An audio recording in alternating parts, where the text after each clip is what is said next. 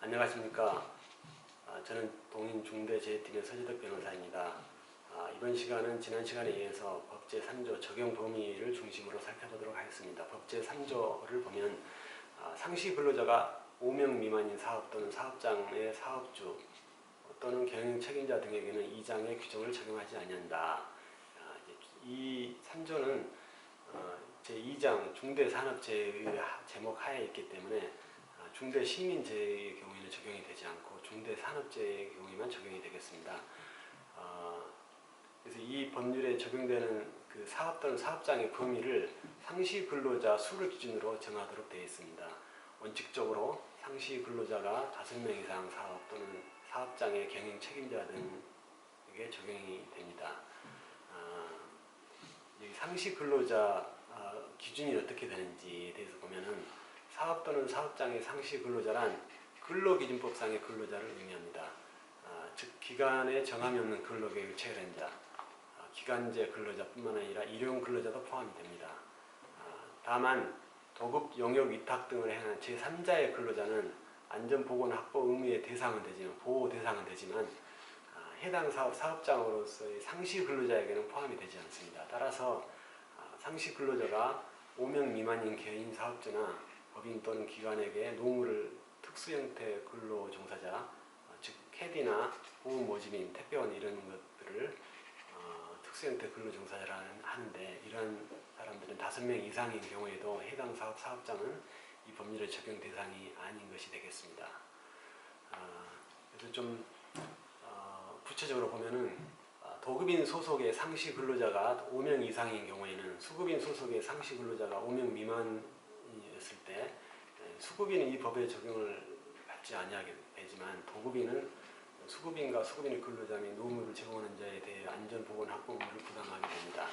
반대로 도급인 소속 상시 근로자가 5명 미만이지만 수급인 소속 근로자가 5명 이상인 경우에 도급인인 개인 사업자나 법인 또는 기관은 법의 적용 대상은 아니지만 수급인은 법의 적용 대상이 됩니다. 파견 근로자는 개인 사업주나 법인 또는 기관의 상시 근로자에 포함이 됩니다. 여기에서 이제 근로자는 직무의 종류에 따른 법 적용 제외 여부 규정하고 있지 않으므로 사무직 근로자로만 구성되어 있는 근로자로가 있는 회사인 경우에도 적용이 되겠습니다. 공무원의 경우는 어떻게 되느냐? 공무원이라는 사정만으로 근로자에게 해당되지 않는 것은 아니기에 법에서 적용되지 않은 규정은 없는 한 상시 근로자에 포함이 되겠습니다. 그 다음에 외국인 근로자를 보면 외국인 근로계약에 대한 중국법은 한국법이므로 상시 근로자 수를 산정할 때 해당 외국인 근로자도 포함이 됩니다. 외국인 근로자가 그 불법 입국 여부나 체류 자격이 있는지 없는지, 또 체류 자격이 만료된 불법 체류자인지 이런 여부를 불문하겠습니다.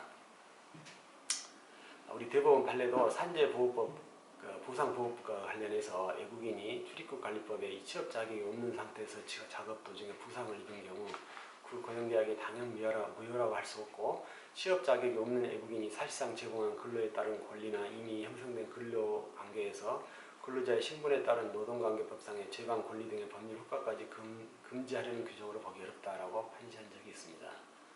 상시 근로자 수 산정하는 방법은 이 먼저 상시라는 말의 의미는 항상 있는 상태라는 의미로서 근로자의 수가 일시적으로 5명 미만이 되는 경우가 있어도 사회 통념에 따라서 객관적으로 판단해 상태적으로 5명 이상이 되는 경우에는 상시 근로자가 5명 이상의 사업 또는 사업장에 해당이 되겠습니다. 해당 사업장에 계속 근무하는 근로자뿐만 아니라 그때그때의 필요에 의해서 사용하는 이런 근로자들도 포함이 되는 것은 아까 말씀드린 바와 같습니다. 이 법이 금년 1월 27일부터 시행이 되어 있고, 이 시행 이후에 개인 사업주나 법인 또는 기관의 상시 근로자 수가 5명 이상이 된 날로부터 법이 적용이 되어지고, 그 개인 사업주나 법인 기관의 경영 책임자에게는 이 4조 5조에 따른 안전보건 확보 의무가 발생하게 되겠습니다. 다만 이 6조의 이 안전보건 의무 확보를 불이행해서 6조 중대재해가 발생했을 때 경영 책임자가 4조 5조 위반하여 그 중대산업재해가 발생한 날에도 상시 근로자가 5명 이해야 되느냐, 반드시 필수 요건으로 때에도 중대사고 재개 발생 시에 근로자 수가 5명 이상이 돼야 한다는 것입니다. 그때 근로자 수가 5명 이하였다 그러면 이 법률이 적용이 안 된다는 것입니다. 다음으로 사업 또는 사업장의 개념에 대해서 보겠습니다. 입법 취지를 고려시 법 제3조의 이 개념은 경영상 일체를 이루면서 유기적으로 운영되는 기업 등 조직 그 자체를 의미합니다. 따라서 장소적 개념에 따라서 사업장 단위로 법의 적용 범위를 판단해서는 아니 됩니다. 이 중첩법의 적용 대상 여부는 사업장별 이론이 아니라 경영상 일체를 이루는 하나의 기업에 속하는 모든 사업장이고, 그래서 따라서 본사의 상시 근로자를 모두 포함한 수주를 기준으로 판단해야 되고, 사업의 종류, 영리, 비영리 여부를 불문하고, 사업이 이례적이거나 사업이 일시적인 경우에도 법 적용 대상이 되겠습니다. 다음으로 이 법 부칙 제1조의 적용 시기에 대해서 보겠습니다. 이 법은 공포 후 22년 1월 27일부터 시행한다고 되어 있습니다. 단 그 적용 유예되는 사항으로는 개인 사업주는 24년 1월 27일부터 적용이 되어지고, 상시 근로자 수가 50명 미만인 사업이나 사업장에 대해서는 마찬가지로 24년 1월 27일부터 적용이 되겠습니다. 또한 건설업의 공사금액 50억 미만 공사에 대해서는 공포 후 3년이 경과한 24년 1월 24일부터 적용이 되겠습니다.